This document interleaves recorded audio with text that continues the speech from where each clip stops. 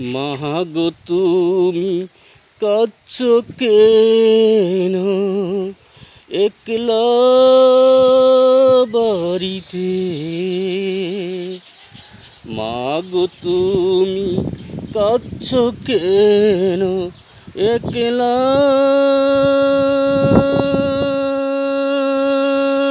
বাড়িতে?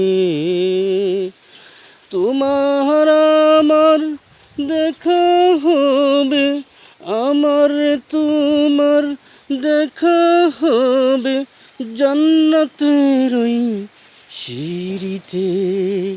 মাগো তুমি কাঁদছো কেন একলা বাড়িতে? তোমার আমার দেখা হবে, আমার তোমার দেখা হবে জান্নাতের ওই সিঁড়িতে। তুমি তোমা বলেছিলে শহীদের আম্মা হতে, তাই তো আমি হলাম শহীদ।